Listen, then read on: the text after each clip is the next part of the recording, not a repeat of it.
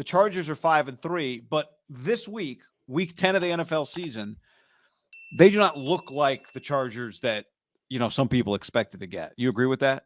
Well, Guy, they're Austin Slater, who in the top 100, which say what you want about it, there is some good meat the way players talk about other players, not necessarily on where you're ranked. You know who talked about Austin Slater? It was Trent Williams, who said he has a training thing in Texas, and Austin started coming there when he was young. And Trent Williams was like, holy shit, this guy is good. That's who spoke for him. J.C. Jackson, who was the guy everyone wanted for the 49ers to sign, and it turned out he was way more expensive than Ward. You know what both those guys are? Gone for the season. Joey Bosa, not necessarily gone for the season, but he's out for this game. Those are three, all pros. Part of the reason why I picked the Chargers to be a playoff lock is those three guys are better than most teams' best players, and those are just three of their players, right? Rashawn Slater. I don't know what you said, but I said Austin Slater. I don't know why I said Austin. Is that a Giant? Oh, Giant, yeah. San Francisco Giant. Keenan Allen and Mike Williams, they are no lock to play in this game. I don't think, from what I read, Mike probably is out, and Keenan day to day. Pelissaro said close to turning the corner, but the news on that will come Wednesday. But it sounds like Mike Williams is out. They lost defense. You just go to the Chargers page on ESPN.com. It says another guy lost for the season. Austin Jackson, defensive tackle, 7-year pro, just meat of their boom, tore his ACL, gone. They have lost a shitload of people for the year. And you factor in, if Mike Williams can't play, I was watching the Seattle game before my iPad ran out of batteries, and Mike Williams, I think that's the game that he had his high ankle sprain because then they had the bye and then they just won this game. He's a fucking beast. Mike Williams, listen, I'm a Keenan Allen. I got a soft spot for him. I do think Mike Williams is their best wide receiver. He's a difference-making player because physically it's hard to match up for him, especially – if I told you that those two guys were fully healthy, you'd be like, well, this is a tough test for the rotation of whoever's on the opposite side of Charvarius. And that's, you'd say even for Charvarius, being on one of those two guys, that's just it's a tough matchup. Yeah. Those guys are going to get theirs, especially Keenan, right? He just works over the middle of the field. He just gets his 8 for 80 against most teams. Watching them against the Falcons, the Bosa thing really hurts them because you just run away from Mac, which is what the Falcons did. And Khalil, I know the rip away from Drake London play was cool. I don't know what you thought watching the game. He's not the same guy that he was. No, I know when he had the rip away, the Chargers tweeted Khalil Mack washed ? And then they show that play. It's first of all, I wasn't even thinking about it till you guys wrote your guy might be washed. And now that you mention it, yeah, he's not the same guy. Now, I'm not saying he's washed up. I've hated washed for 3 years. Washed up. Just say up. But whatever. It does sound cool. Can't deny that. Because isn't washed a good thing? I just washed, right? Yeah. I'm clean.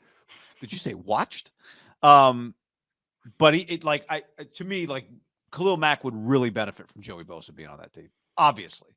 But it would just keep teams from being able to avoid him, which they're doing. He's on that play specifically, it wasn't Khalil Mack turns the edge, almost gets Herbert, turns the corner, chases down the wide receiver. He was dropped into coverage.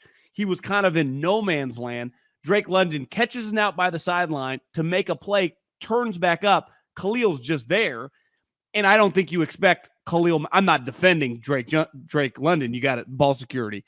But clearly, I don't think he realized that the defensive end outside linebacker standing there with the biggest arms in the league grabs the ball right out of it. It was a good play because Khalil just took the ball, but it wasn't like he came from far. Drake just ran right into him as he's dropped into coverage. Here's what I know. As he's getting held up by one or two other guys. Would Kyle Shanahan pay to have Khalil Mack dropped into coverage every single play? No. You don't think Kyle Shanahan would pay drop into coverage? Well, I'm saying, would Kyle Shanahan pay the Chargers to drop?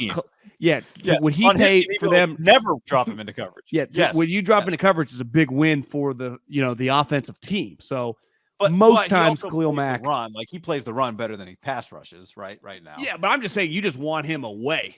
Yeah. And right when he did it, because I remember we talked about it earlier with ball security. The second time I watched the ball security he was just going and then he realized it and he doubled down. Yeah. That's how he fell. Yeah. There were some fumbles in that game.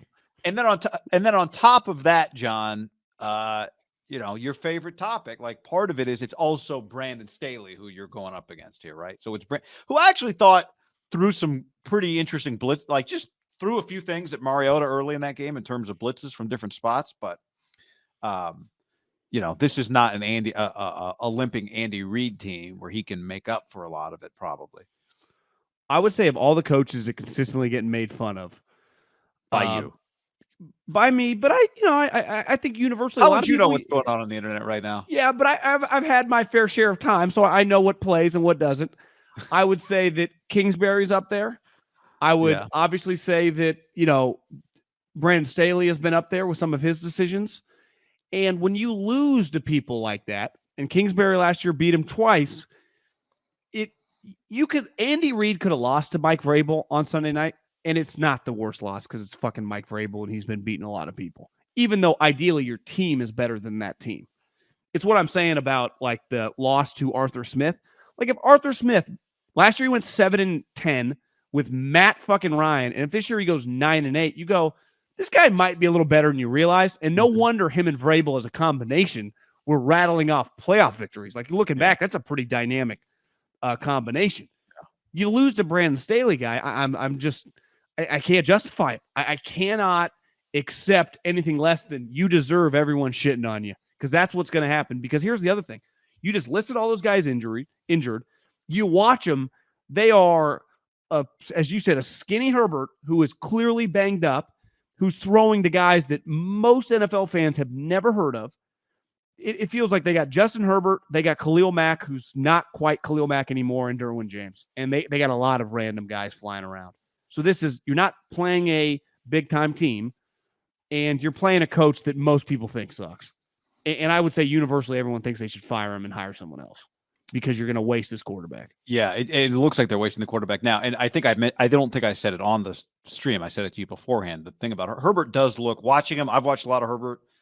And obviously, I mean, he fractured his ribs. He does look like he probably hadn't been lifting as much in the last month and a half. Although they say he's healthy now, he does look a little skinnier to me. Now, part of it, he's tall, so you can just look a little skinnier. Feels like the ball's still zipping. Yeah, I mean, he does a really good job of like looking like he's going to throw a rocket and then throwing a changeup if it's like a dump down type pass. But yeah, I mean, it's Bob on the stream says you can't lose to Haley and Hackett in the same season, Staley and Hackett in the same season. That would be unacceptable, flat out. Be rough. Like that. That's a loss that's aged even worse, right? The Hackett 11-10 game. Yeah, there's no words for that one. Yeah, is that a worse loss than the Bears game? Given that if you want to factor in the monsoon, yeah, you factor in the monsoon. Although, it's like, Justin Fields turning out to be good isn't good for it's not good for you if you're the Niners. So there's a lot of poison in some of their losses. The Broncos loss hurts. The Bears loss hurts. I mean, who'd think a 5-star guy from Ohio State that also went to Georgia that has a rocket arm and is 6'3" and can run like the wind would turn out to be an above average talent. The Ohio State guys have been bad before. That was one of the knocks on them, right? I saw before I got locked out of Twitter, I sometimes just search, like when something's just hot, just type in Justin Fields. Totally. And you just run into like a lot of former Ohio State guys that are probably like our age or older. And it's like that feeling when Justin Fields, bails out an entire program of busts, and just all the different memes of Justin Fields doing God's work for a program that just can't produce a good starting quarterback. And like everyone in a weird way, despite going 11th, has any player gone that high and been written off quite like Justin Fields? Like, because he went 11th in a draft, but it felt like everyone did not think he was that good. Yeah, like when Deshaun went high, there were a lot of people who were like banging the table for him, right? I just don't think that many people were banging the table for Justin Fields. Do you think if Justin Fields wouldn't have gone 11 and fallen to 15 with Mac, would Bill still have taken Mac? I don't know. He might have taken Justin at that case. Because he'd be like, look, he just had Cam and probably had some fun with like the athletics, right? Like maybe Josh McDaniels would have seen like, we could do some stuff with a guy who can run. Yeah. I would I have don't loved know. to see that scenario. But Josh might have also preferred Mac. I don't know. McDaniels.